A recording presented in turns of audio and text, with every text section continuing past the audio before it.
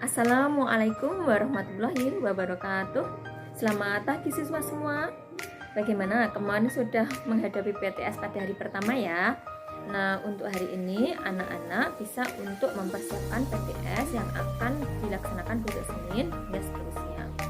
Pada hari ini Ibu akan menjelaskan sedikit tentang bab atau materi ruang dan interaksi antar ruang yang kemarin anak-anak belum sempat merangkum.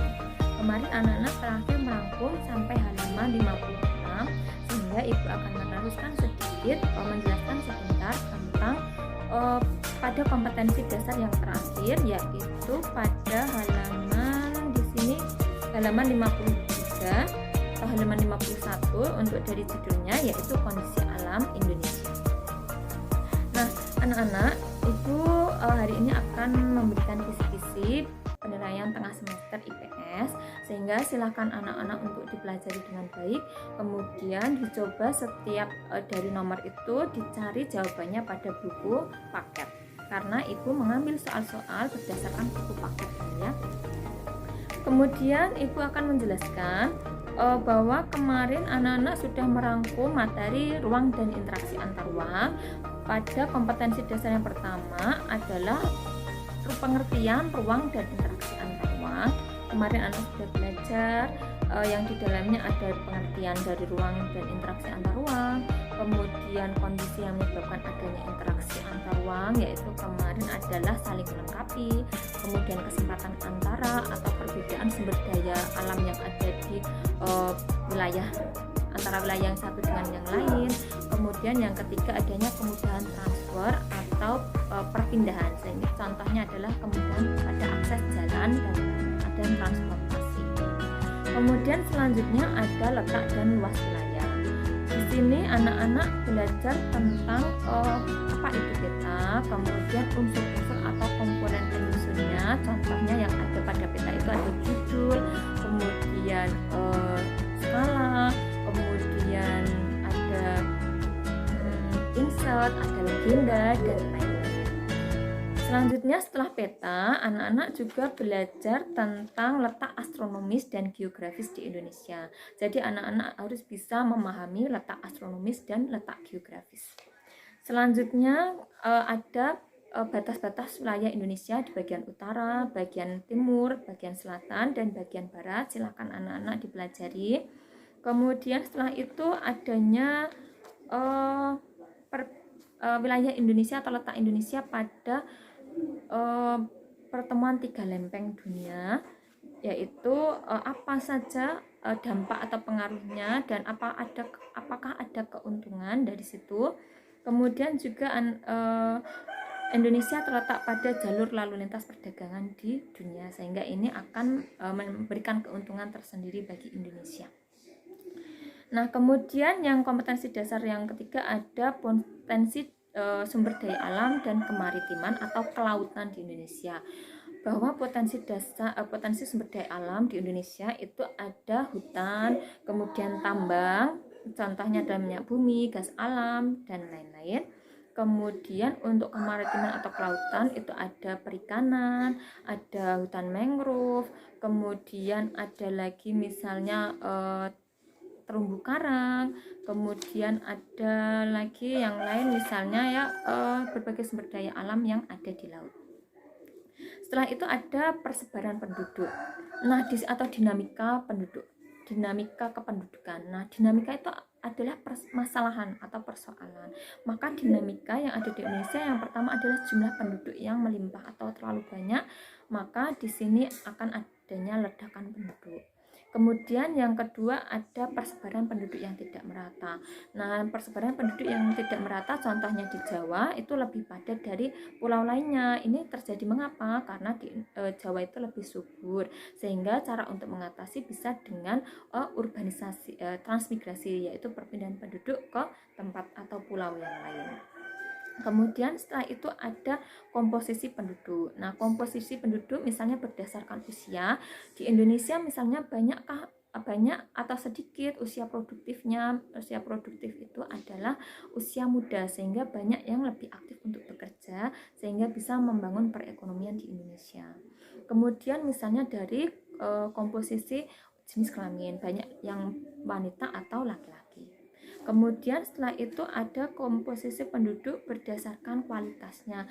Apakah di Indonesia misalnya banyak penduduk dengan kualitas yang lebih yang baik, atau misalnya banyak yang penganggur. Nah, kemudian setelah itu ada keragaman etnik dan budaya. Nah, keragaman etnik dan budaya di Indonesia contohnya adalah rumah adat, pakaian adat, kemudian baju adat, lagu daerah, dan lain-lain. Itu adalah keragaman budaya yang ada di Indonesia. Selanjutnya ada kondisi alam di Indonesia. Nah, keadaan fisik di Indonesia secara geologi itu Indonesia berada pada pertemuan 3 lempeng di dunia, yaitu Indo-Australia, Eurasia, dan lempeng Pasifik. Tentu saja hal ini mengakibatkan Indonesia sering mengalami gempa serta dan letusan gunung Merapi. Keuntungan misalnya dari letak secara geologis, keuntungan geologisnya dari letak Indonesia ini adalah bahwa dari adanya letusan gunung berapi itu mengakibatkan berbagai guguran lava ataupun magmanya itu membuat tanah menjadi subur gitu. Kemudian lagi selanjutnya ada bentuk permukaan bumi.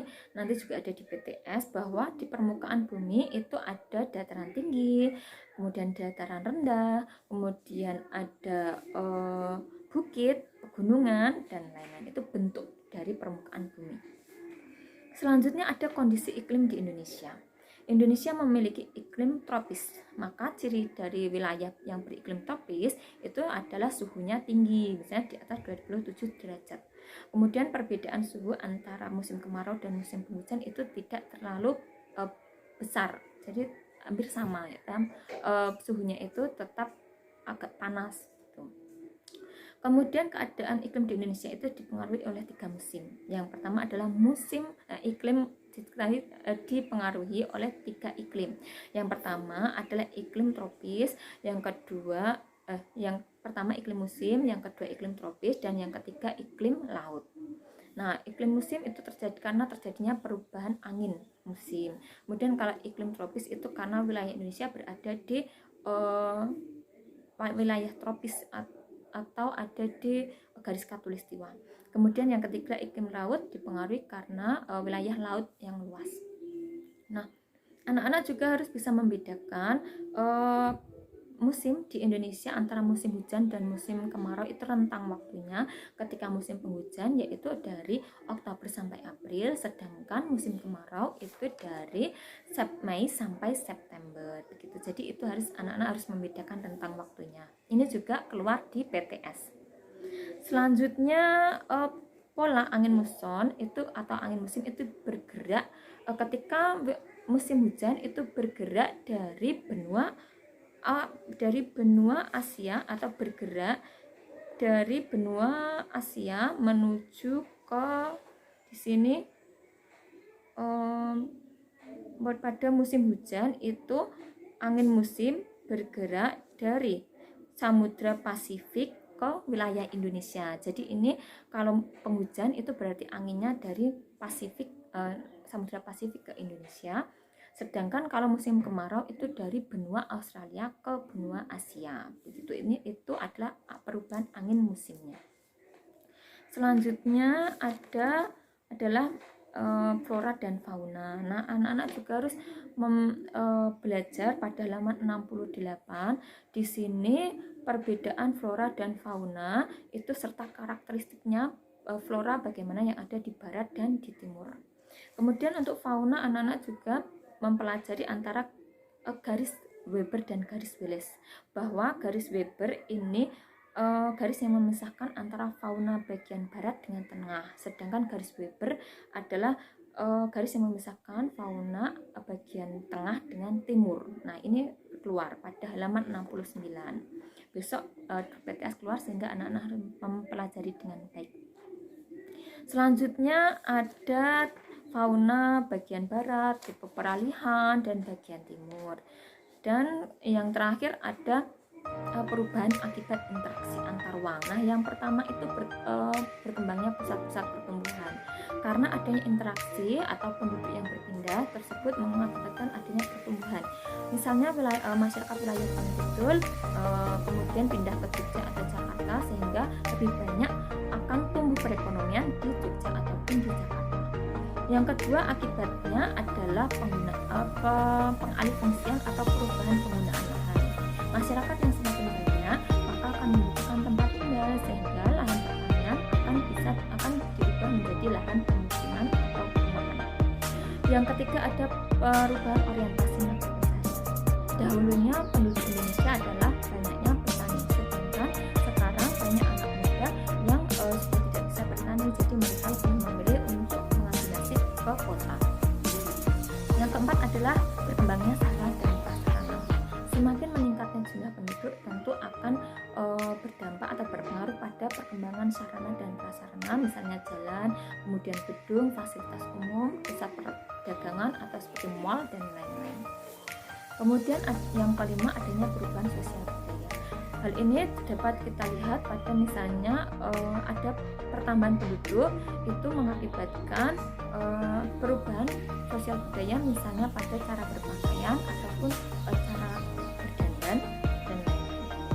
Kemudian yang keenam adanya perubahan komposisi penduduk. Jadi komposisi penduduk yang tadinya hanya mata pencariannya bertani, kemudian ada bertambah lagi mulai dari berbeda agamanya, kemudian sosial budayanya, mata pencariannya dan lain-lain. Nah, itulah anak-anak sekilas penjelasan dari materi pertama, yaitu tentang ruang dan interaksi antar ruang. Silahkan anak-anak mempelajari dengan baik materi ini agar besok ketika PTS anak-anak bisa mengerjakan dengan lancar dan nilainya pun memuaskan. Terima kasih anak-anak semua, selamat mempersiapkan PTS. Wassalamualaikum warahmatullahi wabarakatuh.